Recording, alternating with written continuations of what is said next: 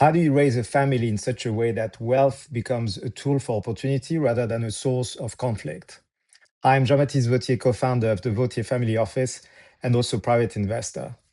Most people believe the greatest risk to a family office is market volatility or bad investment. But after decades in private equity and a few years managing my own family office, I know that's not true. The real risk isn't on the balance sheet. It's the wealth effect on the next generation and the lack of a shared vision that can cloud an office growth. Today, we're moving beyond asset allocation to discuss one of the most important investments you'll ever make, building a proper governance framework for your family office. And let's start with a question. Would your children still work as hard if they knew they didn't really have to? In my case, and from the moment my first child was born, I started thinking long and hard about what were the core values I would try to transmit to them. And as I was thinking about those while also gradually starting to build meaningful wealth, I had a real concern about what it would mean to their drive, hunger, ability to succeed by themselves if I turned them into spoiled children. So with my wife, we effectively decided to completely shelter them from this risk by first not communicating any notion or numbers when it comes to our estate.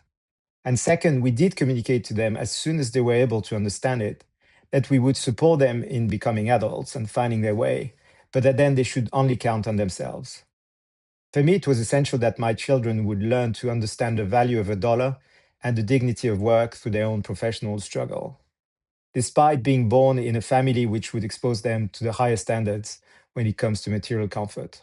The goal is to ensure that by the time the reveal happens, the next generation has already developed the professional stamina and character to handle the responsibility that comes with wealth. But a family office without a charter is just a bank account waiting to be divided.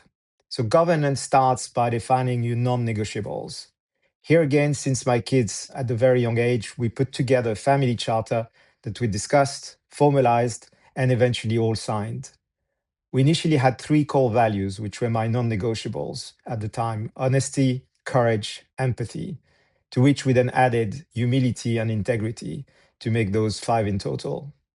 We did raise our kids telling them they would make their own choices, find their true calling, but that these values should always be their core. More fundamentally, purpose and intention matter when it comes to the wealth we accumulated.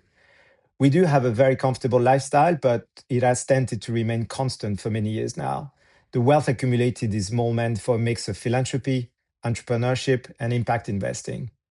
Documenting this reduces the assumed expectations that lead to multi-generational conflict. A clear framework moves the conversation from what do I get to what do we represent or what do we stand for.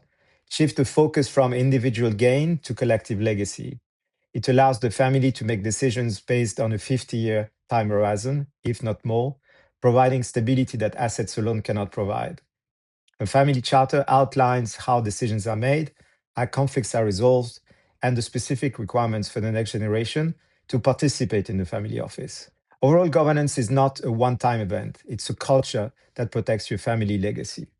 So a few tips. Start early and talk often. You don't need to wait to achieve a specific net worth to start discussing values. Start the dialogue around the dinner table long before you move it to the boardroom. Then separate parent from principal.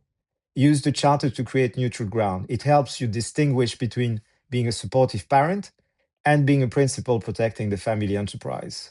Also, use the family office as a classroom. Use the office as an educational platform. Teach the next generation about risk, about liquidity, about strategy through small managed exposures before diving into the deep end as they get older. And finally, human judgment is the core. Algorithm can manage a portfolio, but they can't manage a family. Estate planning is complex. Mastering the context, integrity, and nuance of your family needs is your ultimate competitive advantage. Overall, building a governance framework for your family is challenging work. It requires honesty, vulnerability, and a willingness to look beyond the next fiscal year.